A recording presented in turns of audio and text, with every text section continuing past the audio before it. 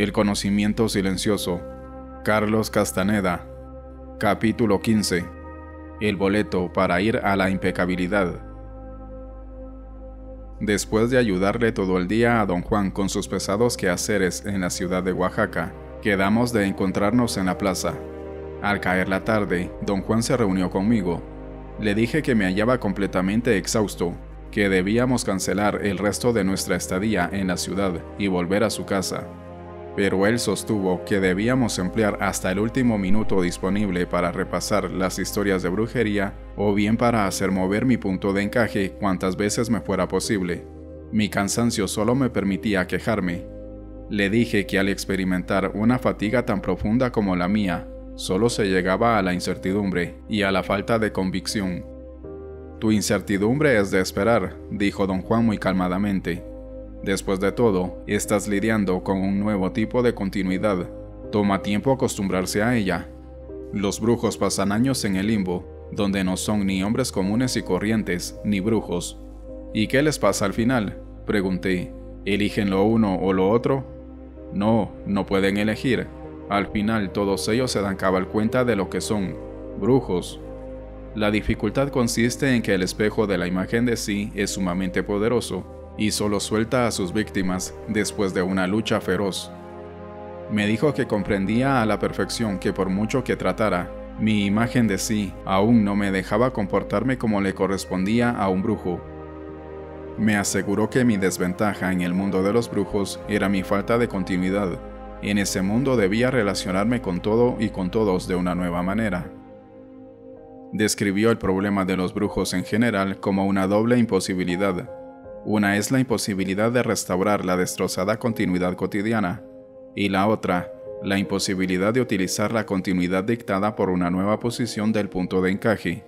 Esa nueva continuidad, dijo él, es siempre demasiado tenue, demasiado inestable, y no ofrece a los brujos la seguridad que necesitan para actuar como si estuvieran en el mundo de todos los días. «¿Cómo resuelven los brujos ese problema?», pregunté. «Ninguno resuelve nada», replicó él. «O bien el espíritu lo resuelve o no lo hace. Si lo hace, el brujo se descubre manejando el intento, sin saber cómo. Esa es la razón por la cual he insistido, desde el día en que te conocí, que la impecabilidad es lo único que cuenta. El brujo lleva una vida impecable y eso parece atraer la solución. ¿Por qué? Nadie lo sabe». Don Juan permaneció en silencio por un momento. Luego, otra vez, él comentó acerca de un pensamiento que pasaba por mi mente. Yo estaba pensando en que la impecabilidad siempre me hacía pensar en moralidad religiosa. «La impecabilidad, como tantas veces te lo he dicho, no es moralidad», me dijo. «Solo parece ser moralidad.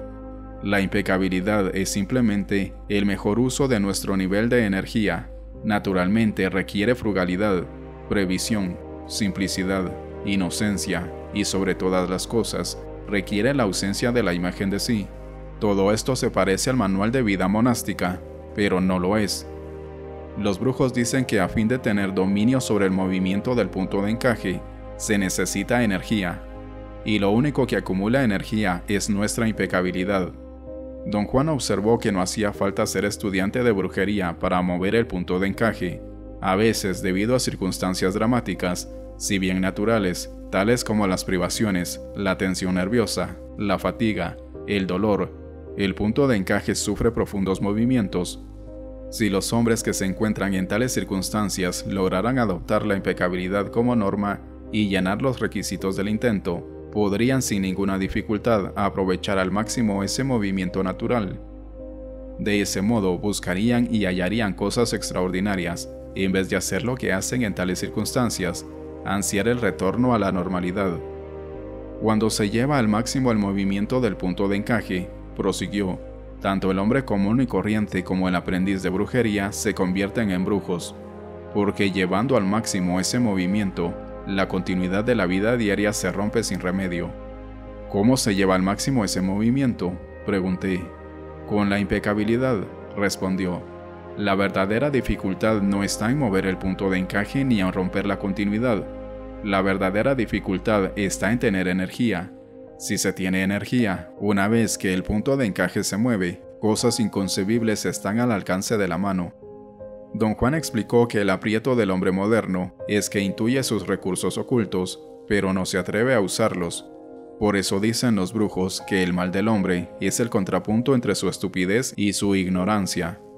Dijo que el hombre necesita, ahora más que nunca, aprender nuevas ideas que se relacionen exclusivamente con su mundo interior, ideas de brujos, no ideas sociales, ideas relativas al hombre frente a lo desconocido, frente a su muerte personal. Ahora más que nunca, necesita el hombre aprender acerca de la impecabilidad y los secretos del punto de encaje. Dejó de hablar y pareció sumirse en sus pensamientos. Su cuerpo entró en un estado de rigidez que yo había visto cada vez que se involucraba en lo que yo caracterizaba como estados de contemplación, pero que él describía como momentos en los que su punto de encaje se movía, permitiéndole acordarse. «Voy a contarte ahora la historia del boleto para ir a la impecabilidad», dijo de pronto, tras unos 30 minutos de silencio total. «Voy a contarte la historia de mi muerte».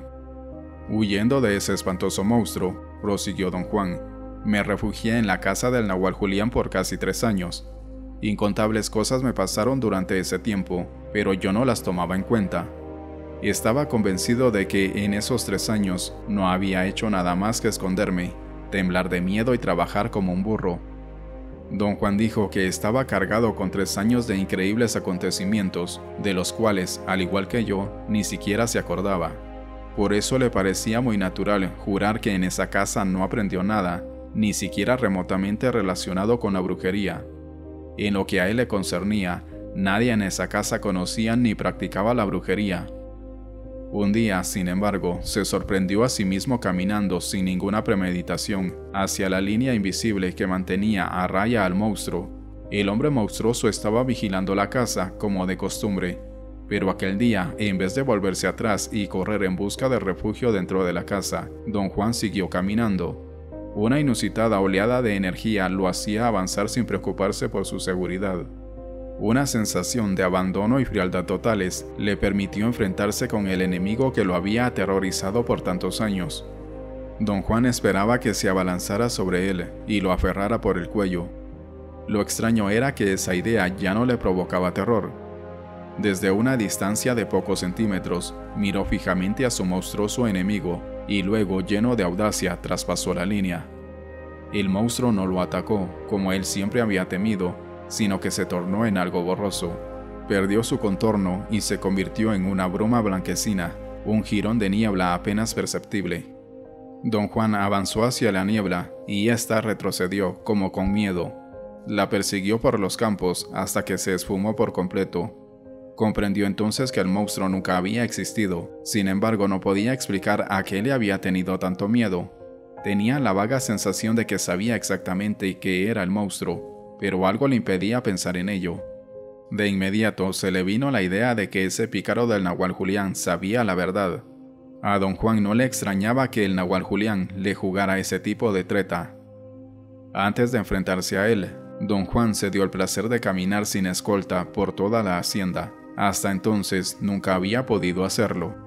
Cada vez que necesitaba aventurarse más allá de esa línea invisible, lo había escoltado alguien de la casa, lo cual restringía mucho su movilidad. En las otras 2 o 3 veces que trató de salir sin escolta, descubrió que corría riesgo de ser aniquilado por el extraño monstruo. Repleto de un extraño vigor, don Juan entró en la casa, pero en vez de celebrar su libertad y su poder, reunió a todos los miembros de la casa y les exigió, furioso, que explicaran sus mentiras. Los acusó de haberlo hecho trabajar como un esclavo, aprovechándose de su terror a un monstruo inexistente. Las mujeres rieron como si les estuviera contando el chiste más divertido del mundo. Solo el Nahual Julián parecía arrepentido, sobre todo cuando don Juan, con voz entrecortada por el resentimiento, describió sus 3 años de miedo constante. El Nahual Julián se deshizo en lágrimas cuando don Juan exigió una disculpa por el modo vergonzoso en que había sido explotado. «Pero nosotros te dijimos que el monstruo no existía», observó una de las mujeres. Don Juan fulminó al Nahual con una mirada y él inclinó la cabeza dócilmente.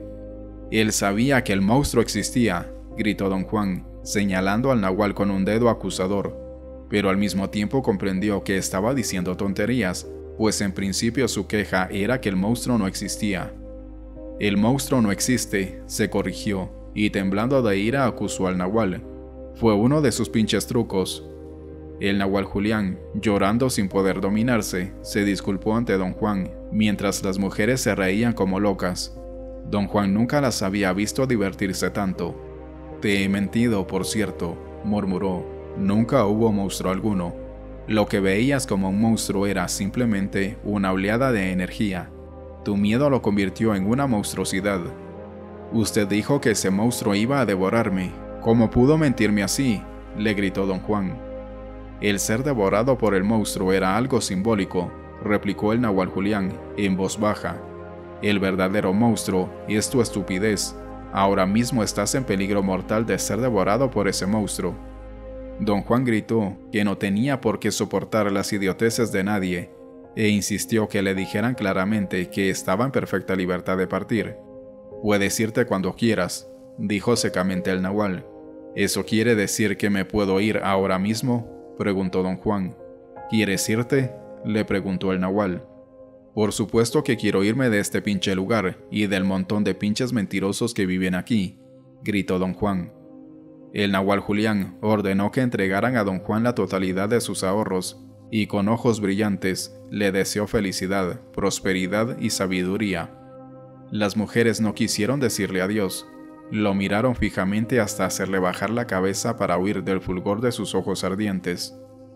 Don Juan guardó el dinero en el bolsillo y sin echar una mirada atrás salió de la casa, feliz de saber que su tormento había terminado. El mundo era un enigma para él, lo deseaba fervorosamente. Dentro de esa casa había estado aislado de todo, era joven y fuerte, tenía dinero en el bolsillo y sed de vivir. Se marchó sin dar las gracias. Su ira, embotellada por su miedo por tanto tiempo, al fin pudo salir a la superficie. Hasta había aprendido a querer a esa gente, y ahora se sentía traicionado. Quería huir de ese lugar tan lejos como pudiera. En la ciudad tuvo su primer contratiempo. Viajar era muy difícil y muy caro. Descubrió que si deseaba abandonar la ciudad de inmediato, no podría elegir su destino, sino que tendría que esperar a que algún arriero quisiera llevarlo. Algunos días después, partió hacia el puerto de Mazatlán con un arriero de buena reputación. Aunque entonces yo solo tenía 23 años, dijo don Juan, había llevado una vida plena. Lo único que me quedaba por experimentar era el sexo. El nahual Julián me había dicho que era el hecho de no haber estado con ninguna mujer lo que me daba mi fuerza y mi resistencia, y que él disponía de poco tiempo para arreglar las cosas antes de que el mundo me alcanzara. ¿Qué quería decir con eso, don Juan? Quería decir que yo no tenía idea del infierno que me esperaba, contestó don Juan, y que él tenía muy poco tiempo para levantar mis barricadas, mis protectores silenciosos. ¿Qué es un protector silencioso, don Juan?, le pregunté. Un salvavidas, dijo. Un protector silencioso es una inexplicable oleada de energía que le llega al guerrero cuando todo lo demás falla. El nahual Julián sabía qué dirección tomaría mi vida una vez que ya no estuviera bajo su influencia. Por eso luchó para darme opciones de brujo, tantas como fuera posible. Esas opciones de brujo eran mis protecciones silenciosas. ¿Qué son las opciones de brujo?, pregunté. Posiciones del punto de encaje, replicó él. El infinito número de posiciones que el punto de encaje puede alcanzar.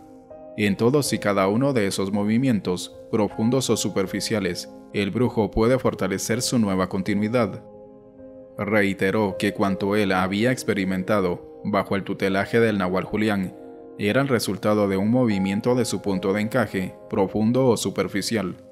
El nahual lo hizo experimentar incontables opciones de brujo, más de las que normalmente eran necesarias, sabiendo que el destino de don Juan era ser el nahual y tener que explicar qué son y qué hacen los brujos. El efecto de los movimientos del punto de encaje es acumulativo, continuó, y es el peso de esa acumulación lo que causa el efecto final. Muy poco después de entrar en contacto con el nahual, mi punto de encaje se movió tan profundamente que pude ver. Vi a una oleada de energía en la forma de un monstruo tal como era, una oleada de energía sin forma. Había logrado ver y no lo sabía. Creía que no había hecho nada, que no había aprendido nada. Mi estupidez no tenía medida. «Era usted demasiado joven, don Juan», dije. «No podía ser de otro modo». Se echó a reír. Estaba a punto de contestar, pero pareció cambiar de idea. Se encogió de hombros y siguió con su relato. Dijo que al llegar a Mazatlán era prácticamente un arriero, al punto que le ofrecieron un empleo permanente a cargo de un tiro de mulas. Quedó muy satisfecho con la oferta. La idea de hacer el viaje entre Durango y Mazatlán lo complacía infinitamente. Pero había dos cosas que lo preocupaban. Primero, que aún no se había acostado con una mujer. Segundo, que sentía una tremenda pero inexplicable urgencia de seguir viaje hacia el norte. No sabía por qué, solo que en algún lugar hacia el norte algo lo estaba esperando. La sensación se hizo tan fuerte que al fin se vio obligado a rechazar la estabilidad del empleo permanente para poder continuar su viaje. Su gran fuerza física y una extraña e inexplicable astucia recientemente adquirida le permitieron hallar trabajo aún donde no lo había, mientras iba en camino hacia el norte. Llegó así al estado de Sinaloa y ahí terminó su viaje. Conoció a una joven viuda, Jackie como él, que había estado casada con un hombre con quien don Juan estaba en deuda. Trató de pagar su deuda ayudando a la viuda y a sus hijos, y sin darse cuenta, o asumiendo el papel de padre y esposo. Esas nuevas responsabilidades representaron una gran carga para él. Perdió su libertad de movimiento e incluso su necesidad de viajar más al norte. Sin embargo, con el profundo afecto que sentía por la mujer y por sus hijos, experimenté momentos de sublime felicidad como esposo y como padre, dijo don Juan, pero fue en esos momentos cuando noté que algo andaba muy mal. Comprendí que estaba perdiendo la sensación de abandono, de frialdad, de audacia que adquirí en la casa del Nahual Julián. Ahora me hallaba identificado con la gente que me rodeaba. Don Juan dijo que comenzó sintiendo un profundo, aunque reservado afecto por la mujer y sus hijos. Ese desapegado afecto le permitía desempeñar el papel de padre y esposo con abandono y placer. Con el correr del tiempo, su desapego afecto se convirtió en una pasión desesperada que lo hizo gastar toda su energía. En cuestión de un año perdió todo vestigio de su nueva personalidad, adquirida en la casa del Nahual. Una vez que hubo desaparecido el desapego, que era lo que le daba el poder de amar, solo le quedaron las necesidades mundanas, la miseria y la desesperación, rasgos distintivos del mundo cotidiano. Para hacer las cosas aún peores, también desapareció su espíritu de empresa. En los años que pasó en la casa del Nahual, había adquirido un dinamismo que le fue muy útil cuando anduvo solo, pero la pérdida más aguda fue su energía física. Sin estar enfermo, un día quedó completamente paralizado. No sintió dolor alguno, ni tampoco sintió pánico. Mientras yacía desvalido en cama, no hizo sino pensar y llegó a comprender que había fracasado porque no tenía un propósito abstracto. Se dio cuenta por primera vez que la gente de la casa del Nahual era extraordinaria porque perseguía la libertad como propósito abstracto. No comprendía qué era la libertad, pero sí sabía que era lo contrario de sus necesidades concretas. Su falta de propósito abstracto lo había vuelto tan débil e ineficaz que no podía rescatar a su familia adoptiva de su abismal pobreza.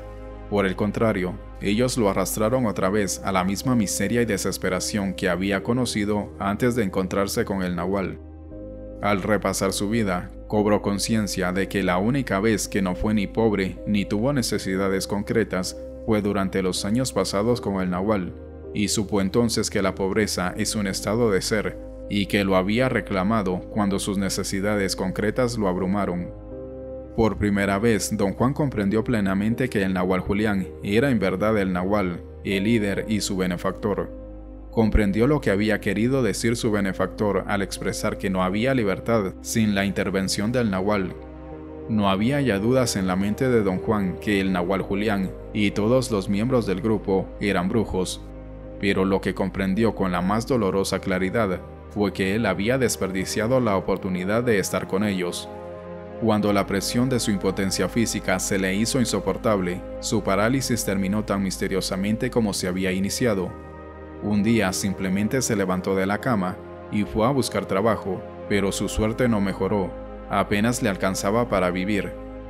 Pasó un año más, no prosperó, pero en una cosa al menos tuvo más éxito de lo que esperaba. Hizo una recapitulación total de su vida. Comprendió entonces por qué amaba y no podía dejar a esos niños, y también por qué no podía seguir con ellos, y por qué no podía actuar ni de un modo ni de otro. Don Juan se dio cuenta de que había entrado en un callejón sin salida, y de que morir como guerrero era el único acto congruente con lo que había aprendido en la casa de su benefactor. Cada noche, tras una frustrante jornada de trabajo agotador y sin sentido, aguardaba pacientemente la llegada de la muerte. Y estaba a tal grado convencido de su fin, que la esposa y los niños esperaban la muerte con él en un gesto de solidaridad, y los 4 se pasaban las noches sentados, en total inmovilidad, recapitulando sus vidas, mientras esperaban a la muerte. Don Juan les había hecho la misma advertencia que su benefactor le hizo a él. No la desees ni pienses en ella. Su benefactor le había dicho, simplemente espera a que llegue. No trates de imaginar cómo es la muerte. Quédate quieto hasta que llegue a ti y te atrape en su flujo irresistible. El tiempo pasado en silencio los fortaleció mentalmente, pero no en lo físico. Sus cuerpos enflaquecidos hablaban de una batalla casi perdida. Sin embargo, un día don Juan pensó que su suerte comenzaba a cambiar. Halló un empleo transitorio pero con buena paga, con un grupo de trabajadores en época de la cosecha. El espíritu, empero, tenía otros designios para él. Un par de días después de comenzar a trabajar, alguien le robó el sombrero. A él le era imposible comprar uno nuevo, pero necesitaba tener uno para trabajar bajo el sol abrasador. Se protegió de algún modo, cubriéndose la cabeza con trapos y puñados de paja. Sus compañeros de trabajo comenzaron a reír y a burlarse de él. Don Juan no les prestó atención. Comparado con la vida de las 3 personas que dependían de su trabajo, su aspecto tenía poca importancia. Pero los hombres no pararon, se rieron y le hicieron tanta burla que el capataz, temiendo un motín, despidió a don Juan. Una rabia salvaje acabó con la serenidad y la cautela de don Juan. Lo que le estaban haciendo era una injusticia. El derecho moral estaba de su parte. Soltó un grito escalofriante y agarrando a uno de los peones lo levantó por sobre sus hombros con intención de quebrarle la espalda, pero pensó en esos niños hambrientos, acompañándolo noche tras noche a esperar a la muerte. Puso al hombre de pie en el suelo y se marchó. Don Juan dijo que se sentó al borde del campo donde los hombres trabajaban y dejó que estallara toda la desesperación que se había acumulado en él. Era una ira silenciosa, pero no contra la gente, sino contra sí mismo. Allí sentado, a la vista de toda la gente me eché a llorar, continuó don Juan. Me miraban como si estuviera loco. Y así era, estaba loco, pero eso ya no me importaba nada. Había sobrepasado toda preocupación. El capataz se compadeció de mí y se acercó a darme consejos, creyendo que lloraba por mí mismo. No podía saber que yo lloraba por el espíritu. Don Juan dijo que un protector silencioso llegó a él cuando su ira se desvaneció. Una inexplicable oleada de energía lo dejó con la nítida sensación de que su muerte era inminente. Supo que no tendría tiempo para ver otra vez a su familia adoptiva. Les pidió disculpas por no haber tenido la fortaleza y la sabiduría necesarias para salvarlos de su infierno terrenal. Los peones continuaban riendo y burlándose de él. Don Juan apenas los oía. Las lágrimas se le agolparon en el pecho al dirigirse al espíritu para darle gracias por haberlo puesto en el camino del Nahual, otorgándole esa inmerecida posibilidad de ser libre. Oía las risotadas de los hombres que nada comprendían. Oía sus insultos y sus alaridos como desde dentro de sí mismo. Tenían derecho a ridiculizarlo. Él había estado en los portales de la libertad y no se había dado cuenta. Entendí entonces cuánta razón había tenido mi benefactor, dijo don Juan. Mi estupidez era un monstruo y ya me había devorado. En cuanto tuve ese pensamiento comprendí que cuanto pudiera decir o hacer era inútil.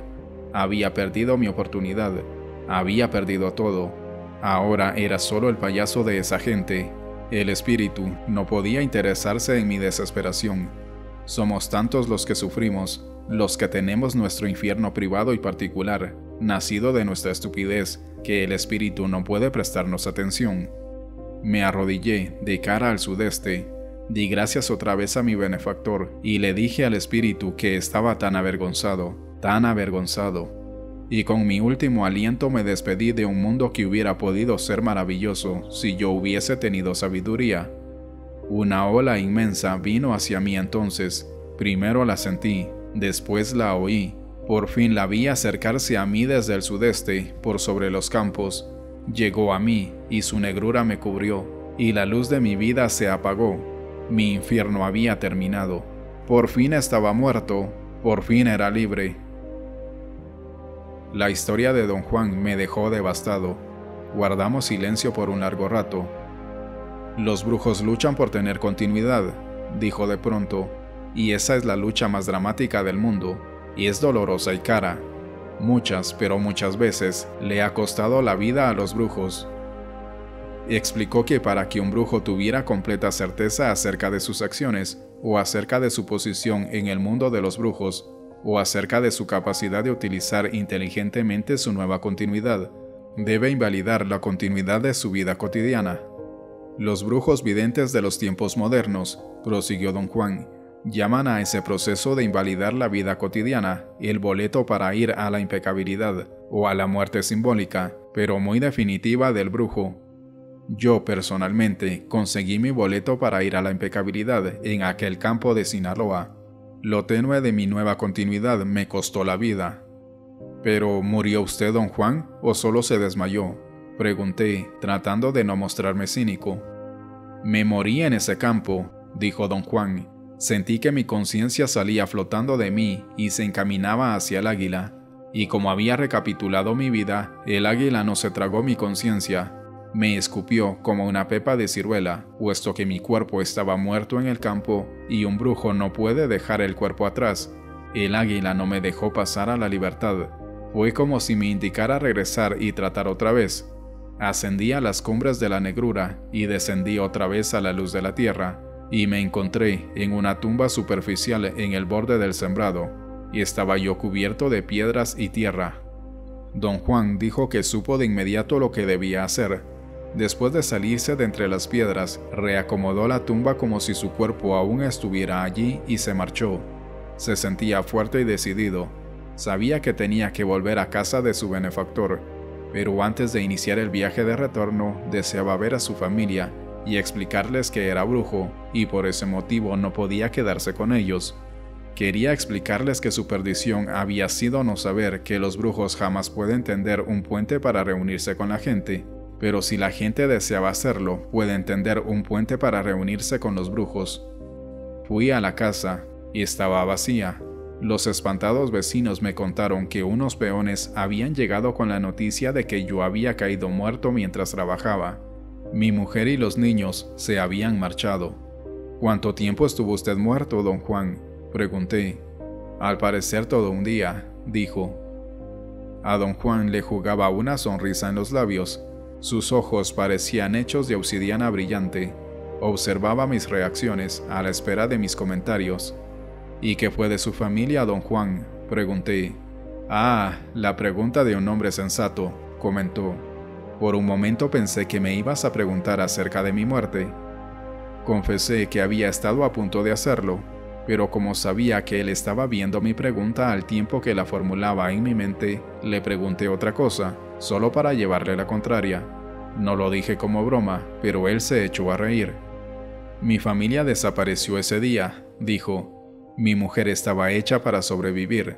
Era forzoso, dadas las condiciones en que vivíamos. Puesto que yo había estado esperando la muerte, seguramente creyó que había conseguido al fin lo que deseaba, y como no le quedaba nada que hacer allí, se fue. Eché de menos a los niños y me consolé pensando que no era mi destino estar con ellos.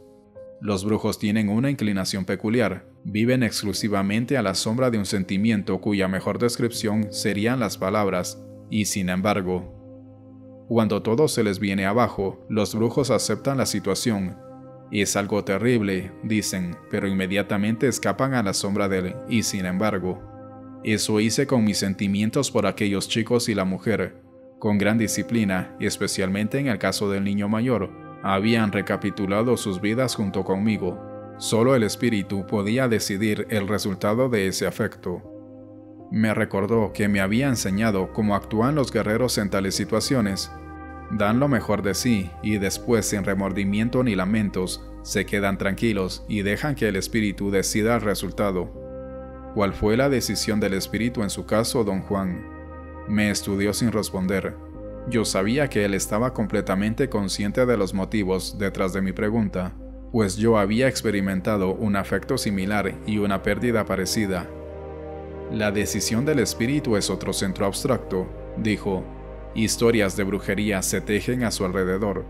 Hablaremos de esa decisión cuando lleguemos a ese centro básico. Ahora bien, ¿no querías preguntarme algo sobre mi muerte? Si lo creyeron muerto, ¿por qué lo pusieron en una tumba superficial? Pregunté.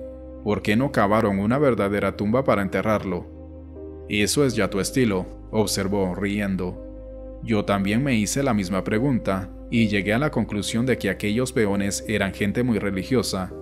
Yo era cristiano, y a los cristianos no se los entierra así nomás, tampoco se los deja a que se pudran como los perros. Creo que esperaban a que mi familia fuera a reclamar el cuerpo para darle un entierro apropiado, pero mi familia nunca apareció. ¿Usted los buscó, don Juan?, pregunté. No, los brujos nunca buscan a nadie, respondió, y yo era brujo. Había pagado con la vida el error de no darme cuenta de que los brujos jamás se acercan a nadie. Desde ese día solo he aceptado la compañía o los cuidados de la gente o de guerreros que están muertos, como yo. Don Juan dijo que volvió a la casa de su benefactor, donde todos lo trataron como si nunca se hubiera ido, y comprendieron instantáneamente lo que él había descubierto. El nahual Julián comentó que debido a su peculiar temperamento, don Juan había tardado mucho en morir. Mi benefactor me dijo entonces que el boleto de un brujo para ir a la impecabilidad de su muerte, que él mismo había pagado con la vida ese boleto, como todos los demás en su casa, y que ahora éramos iguales en nuestra condición de ser candidatos a ser libres. Y también dijo que el gran truco de los brujos es estar totalmente consciente de que están muertos. Su boleto para ir a la impecabilidad debe estar envuelto en puro entendimiento. En esa envoltura, dicen los brujos que el boleto se mantiene flamante. Hace 60 años que compré mi boleto y todavía estaba flamante. Nos quedamos de pie junto a la banca, contemplando a los transeúntes nocturnos que paseaban por la plaza. La historia de su muerte me había dejado con una inmensa sensación de nostalgia, de tristeza. Don Juan me sugirió que volviera a casa. El largo viaje hasta Los Ángeles, dijo, daría a mi punto de encaje un descanso después de todo el movimiento que había tenido en los últimos días. La compañía de un nahual es muy fatigosa, prosiguió, produce un cansancio extraño y hasta puede hacer mal. Le aseguré que no estaba cansado en absoluto, que su compañía distaba mucho de hacerme mal y que de hecho me afectaba como un narcótico. No me podía pasar sin ella. Aquello sonó como adulación, pero yo lo decía en serio. Recorrimos 3 o 4 veces la plaza, en completo silencio. Anda a tu casa y piensa en los centros abstractos de las historias de brujería, dijo don Juan, con un tono de finalidad en la voz. Mejor dicho, no pienses en ellos, sino que deja que el espíritu descienda y mueva tu punto de encaje al lugar del conocimiento silencioso. El descenso del espíritu lo es todo, pero no significa nada si no se llenan los requisitos del intento. Por lo tanto, cultiva el abandono, la frialdad y la audacia. En otras palabras, sé impecable,